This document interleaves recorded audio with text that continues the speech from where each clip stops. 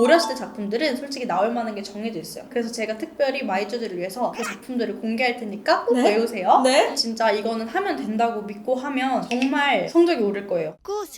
마이쮸들 안녕! 너희들이 그토록 기다리던 문학공부법을 알려주려고 오늘 유리한 데이쌤이 오셨어. 박수! 안녕하세요, 유리예요. 마이쮸들 안녕. 얘들아, 오늘은 그래서 유리쌤이랑 국어 파트 중에서도 요청이 엄청 많았던 문학 파트 점수 올리는 핵심 스킬을 알려줄 예정이야. 쌤, 오늘 준비되셨죠? 네.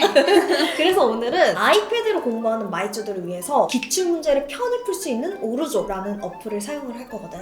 나는 문제집으로 공부할래요 라고 하는 친구들은 그냥 갖고 있는 문제집으로 공부를 하면 되고, 저는 아이패드가 있는데 이 문제 다운받고 하는데 너무 시간이 너무 오래 걸려요 라는 친구들은 우리처럼 오르조 어플을 사용해서 문제를 풀면 좋을 것 같아. 오르조는 무료 어플이라서 편하게 너희들이 다운받아 쓰면 되고, 몇몇 무료 기능은 1년을 끊으면 하루에 약 200원 정도로 기출문제, 오답노트, 자동 채점 기능을 이용할 수 있어. 그럼 지금부터 문학공부법 들어간다. 일단 쌤, 문학공부법을 시작을 하기 전에 진짜 문학 노베이스의 친구들 있잖아요.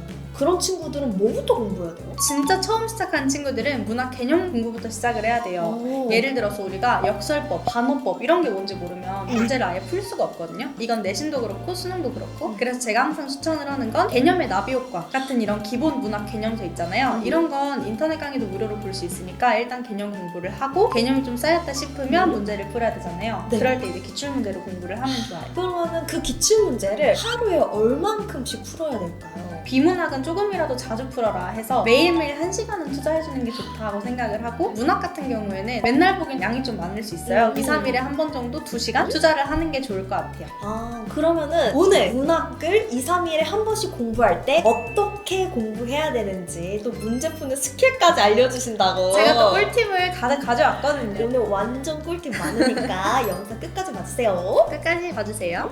현대시를 어떻게 풀지 설명을 해준다고 하셨는데, 이제 고등학생 때 생각하면 문제부터 봐야 할지 아니면 이 시부터 봐야 될지 요거부터 좀 막막하더라고. 정답이 있는 건 아닌데 문학은 문제를 먼저 보는 걸 추천해요. 근데 이제 문제를 볼 때 모든 문제를 볼 필요는 없고, 여기 보기가 이렇게 나오거든요. 네? 보기가 나오면 보기를 참고해 이렇게 나오잖아요. 여기서 힌트가 좀 나올 확률이 높아서 항상 꼭 읽고 지문을 보는 걸 추천해요. 여기도 보면 낙화는 인간사의 이별을 꽃에 떨어짐에 비유라고 나오는데, 딱 그럼 보면 우리가 벌써 힌트를 알 수 있어. 인간사의 이별을 다루는 작품이구나. 그리고 그걸 꽃에 비유했구나. 이런 식으로 우리가 정보를 알고 지문을 보면 훨씬 더 좋거든요. 그래서 항상 보기를 먼저 읽어라. 문제 풀기 첫 번째 스킬, 보기를 봐라. 그리고 두 번째는 뭘 봐야 될까요? 본격적으로 지문을 읽기 시작할 건데, 우리 친구들이 그냥 마구잡이로 막 읽거든요. 저는 항상 이제 포인트는 잡으면서 가라. 우선은 이 시가 주제가 뭔지를 잡아야 돼요. 주작가 보기를 봐서 얼핏 이제 알겠지만 인간사 이별, 요게 이제 주제일 확률이 높거든요. 그러면 왠지 이별에 관련된 건가? 하면서 이제 보기 시작하는 거예요. 더 중요한 건 이 화자가 어떤 상황이고 어떤 정서를 가지고 있냐, 감정을 꼭 파악을 해야 돼요. 근데 감정 파악은 생각보다 쉬운 게 이런 식으로 막 나오거든요. 내 영혼의 슬픈 눈. 슬퍼? 이 사람 슬프구나. 이렇게 알 수 있잖아요. 이런 정서 정도를 파악하고 그 다음에 이제 본격적으로 문제를 풀러 들어가면 돼요. 지문을 볼 때 파악해야 될 거는 첫 번째 주제와 그 화자의 정서. 그렇죠. 그걸 위주로 보고 1번 봤더니 윗글에 표현상 특징을 물어봤어요. 이제 표현법들 문제가 항상 나온단 말이에요. 제가 아까 문학 개념 모르는 친구들 이 표현상의 특징 문제 못 풀거든요. 왜냐면 여기 보면은 자조적 표현, 의성어, 명탄, 독백 이게 뭔지 모르면 뭔 말인지 모르니까 문제를 풀 수가 없는 거예요. 그래서 일단 이걸 만약에 모르면 개념부터 공부를 해야 되고요. 개념의 나비효과만 있는 건 아닌데 그 책이 제일 무난하고 또 이제 강의도 무료로 들을 수 있어서 좋아요. 항상 이렇게 기역, 니은, 디귿 밑줄 이렇게 쳐져 있어요. 기역을 이제 1번 선지 이렇게 이제 대응식까지 풀어주면 되는데, 읽고 이 선지랑 이제 맞는지 그냥 하나씩 봐주면 되거든요. 여기서 꿀팁을 하나 드리면, 밑줄 쳐져 있는 부분만 읽지 말고 밑줄의 앞뒤도 한 줄, 두 줄 정도는 살펴주는 게 좋아요. 왜냐면 거기에도 힌트가 많이 들어있거든요. 저는 맨날 밑줄만 봤어요. 그러면 이제 우리가 그토록 원하는 1등급이 안 나올 수도 있거든요. 이렇게 꼭 밑줄만 있는 게 아니라 그 앞뒤도 살펴주는 게 좋다. 이건 소설도 똑같아요. 문학 핵심 꿀팁이네요, 아주. 근데 이제 여러분들이 이제 막 문제를 풀기 시작했잖아요. 그래서 문제를 풀고 바로 맞히는 것보다 틀린 문제 오답 정리하는 게 훨씬 더 중요해요. 그러면 오답 노트를 만드는 걸 추천하시나요? 저는 개인적으로 문학은 오답 선지는 그래도 정리를 해두는 노트를 만드는 걸 추천해요. 저는 따로 문학 노트라고 하거든요. 네. 그래서 이제 문학에서 이렇게 선지를 틀렸어. 나는 이거를 내적인 방황이라고 생각했는데 그게 아니었대. 그러면 처음에 내가 이걸 왜 골랐는지, 내가 잘못 생각한 거를 쭉 적고, 그러면 다음번에 이런 문제 나왔을 때 어떻게 옳게 생각해야 되는지 그런 거를 저는 한두 줄씩 꼭 적어뒀어요. 그러면 오답 노트 할 때 모든 걸 다 옮겨 적을 수는 없잖아요. 그쵸. 어떤 거 핵심적으로? 우리 친구들은 이거 지문 다 오리고 있고 막 이거 아이패드면은 다 옮겨 적어요, 막 지문을. 그런 친구도 반에 한 명씩 꼭 있거든요. 그래서 저는 항상 어떻게 했냐면 핵심이 되는 시어나 식구만 적었어요. 예를 들어서 이 시가 나의 사랑은 지고 있다라고 했을 때 나는 이게 뭔가 하강적인 이미지, 부정적인 이미지인 걸 몰랐는데 뭔가 지고 있다라는 이 표현이 내려가는 이미지고 하강적 이미지래. 그래서 좀 부정적인 거래 라는 게 만약 해설돼 있어요. 그러면 딱 그 부분만 적는 거예요. 지고 있다는 하강적 이미지라 부정적인 경우가 많다, 이런 식으로. 그럼 작품을 더 옮겨 적지 않고 나중에 똑같은 구절이 다른 작품에 나오면 훨씬 더 효율적으로 풀 수가 있어요. 문학도 그 논리적이게 뭔가 파악하는 게 되게 중요하네요. 그쵸. 문학을 우리 친구들이 자꾸 감각으로 푸는 건 줄 알거든요. 저도 그렇게 생각했어요. 그래서 저는 비문학은 어떻게 하면 되겠는데, 이 문학은 그러면 내가 이걸 다 모든 문학 작품을 암기할 수도 없고. 또 이제 문학엔 감정이 나오니까 우리 친구들이 그럼 감정이 못하는데 어떡하죠? 막 이러는데요. 저는 문학도 비문학이라고 얘기해요. 문학도 객관적인 근거로 이 부분이 이래서 이게 정답이야, 이게 확실히 돼야 되거든요. 그래서 저는 항상 내 생각을 하나씩 다 적어보는 거예요. 나는 처음에 이렇게 잘못 생각했는데 다음부터 이게 나오면 이렇게 생각해야겠다. 그걸 여러분들이 노트에 정리해서 만들어 놓으면 나중에 시험 보기 전에 엄청 도움이 많이 될 거예요. 여기 오르조 어플에서도 이렇게 내가 틀린 거를 왜 틀렸는지, 중요한 건지 개념 부족인 건지 이런 걸 또 체크할 수가 있고, 해설 같은 것도 꼼꼼히 이렇게 볼 수 있어요. 이 해설을 볼 때 여러분들은 이게 정답이 4번이잖아요. 4번이 왜 정답인지만 알고 가거든요. 근데 처음에 여러분들이 잘못 골랐던 선지도 있잖아요. 예를 들어 처음에 2번을 골랐어. 그러면 왜 잘못 골랐는지도 반드시 체크를 하고 가야 돼요.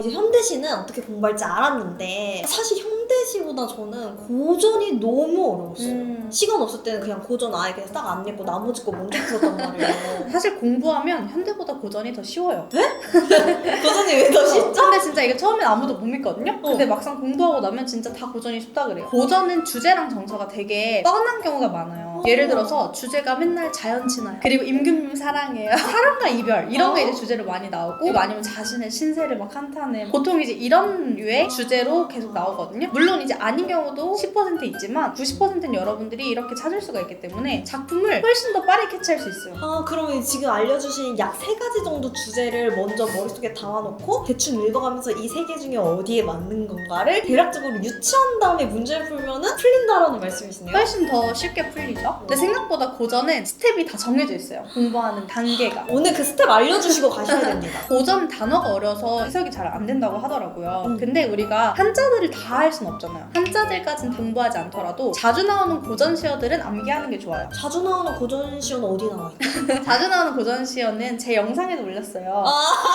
기본은 한 50개고 기본 더 50개? 많이 하면 100개까지 하면 좋은데, 괴다, 여희다, 삼기다 이런 단어들은 지금 들으면 외계어 같잖아요. 공부 한 번 해두면 이제 해석할 때마다 너무 편하거든요. 일단 첫 번째, 고전 단어 50개 정도를 암기한다. 그리고 두 번째 스텝이 뭔가요? 푸는 건 비슷하거든요. 우리 아까 현대 볼 때 보기를 먼저 봤잖아요. 이 문제도 보기를 먼저 봐주면 좋아요. 네. 근데 보기를 봤는데 사실 보기가 좀 랜덤 박스예요. 네네. 이게 진짜 완전 꿀팁이 나올 때도 있고 너무 큰 힌트가 나올 때도 있지만 생각보다 별거 없네 하는 그런 보기도 있어요. 사실 이제 이 보기는 그런 보기긴 해요. 당시 유행하던 민요의 모티프를 수용한 거구나 하면서 이 구절이 당시 유행하던 구절이구나 정도의 이제 정보를 우리가 파악을 할 수 있죠. 일단 꽝일지 힌트일지 모르지만 일단 첫 번째로 보기는 보는 게 중요하다. 네, 왜냐면 웬만하면 힌트일 확률이 높거든요. 사실 서경별곡 이게 딱 보자마자 여러분들은 이미 이거 공부했어야 돼요. 모르면 어떡해. 우리 이제 오늘부터 공부하면 되죠. 고전 작품은 크게 고려 작품이랑 조선 작품이 나오거든요. 근데 이제 우리가 조선시대 작품들은 너무 많아서 다 외울 순 없지만 고려시대 작품들은 솔직히 나올 만한 게 정해져 있어요. 그래서 제가 특별히 마이주들을 위해서 그 작품들을 공개할 테니까 꼭 외우세요. 네? 일단 제가 항상 이제 강조하는 건 서경별곡, 가시리, 동동, 청산별곡, 정석가 이 5개만 알고 있어도 고려가에 나왔을 때 진짜 무섭지 않다. 왜냐면 이거 공부 안 해두면 해석하기 되게 어렵거든요. 근데 공부 한번 해두면 어차피 나오는 것만 계속 나오니까 되게 좋아요. 말주들아 지금 다 메모해놨지? 완전 핵심 꿀팁 아니에요? 그쵸? 이런 거 딱 정리해준 유리쌤이 없었다고요. 제가 고등학생 때. 유리쌤이 있습니다. 그러면 첫 번째 일단 단어를 어느 정도 안 상태에서 두 번째 보기를 먼저 보고 그럼 세 번째 지문을 이제 봐야 될까요? 아니면 또 다른 문제를 봐야 될까요? 문제 보지 말고 일단은 지문을 읽을 거예요. 근데 이제 이런 식으로 대표 작품들은 사실 미리 공부를 해놓은 게 좋고 근데 이제 우리가 어쨌든 처음 본 작품들도 많잖아요. 네. 이제 그럴 때 어떻게 읽어야 되냐. 네. 사실은 그냥 쭉 읽으면 되긴 해요. 네. 이 몸이 녹아져도 옥황상제 처분이요. 이 몸이 씌워져도 옥황상제 처분이다 하는데 씌워져도 막 이런 게 네. 우리는 이제 무슨 말인지 모르겠어요. 그러니까 고전시어를 꼭 암기를 해야 되고 이런 거 필수 단어거든요. 근데 이제 우리가 사실 이렇게 해석하기 어려운 부분에서는 문제가 잘 안 나와요. 생각보다 이런 데 있죠. 임자 없이 군일다가 아, 이 사람 되게 임자 없이 있었구나. 되게 혼자 있었구나. 막 이런 식으로 여러분들이 해석할 수 있는 부분 위주로 문제가 나오거든요. 너무 어려운 한자나 이런 건 그냥 패스패스 하면서 읽어도 된다는 네. 거예요? 왜냐면 웬만하면 너무 어려운 한자들은 문제 출제 잘 안 되고 사람 이름이거나 지역 이름이거나 디테일한 정보들 있죠. 굳이 몰라도 되는 그럴 확률이 높거든요. 근데 만약에 진짜 중요한 단어였다? 그럼 어차피 여기 각주로 나와요. 그래서 여러분들이 그냥 일단 해석할 수 있는 부분 읽고 모르는 건 각주를 최대한 활용을 해서 해석할 수 있는 것만 해석을 해라. 근데 우리 친구들이 한 줄 한 줄 다 꼼꼼히 하려다가 그냥 기가 이제 빠져가지고 제가 그랬어요. 그러니까 한자가 많이 나오니까 난 이런 거 모르는데 문제를 못 풀겠구나. 그래서 자신감이 툭 떨어지는 거예요. 그쵸. 네. 근데 사실 그런 부분에서 문제 잘 안 나오고 차라리 이런 거 있죠. 가을달 밝은 밤에 두어 소리 슬피 울어. 그럼 다 필요 없고 아, 슬프게 울었구나. 이것만 그냥 기억하고 문제 풀어가도 되거든요. 다 무조건 알 필요가 없네. 그쵸.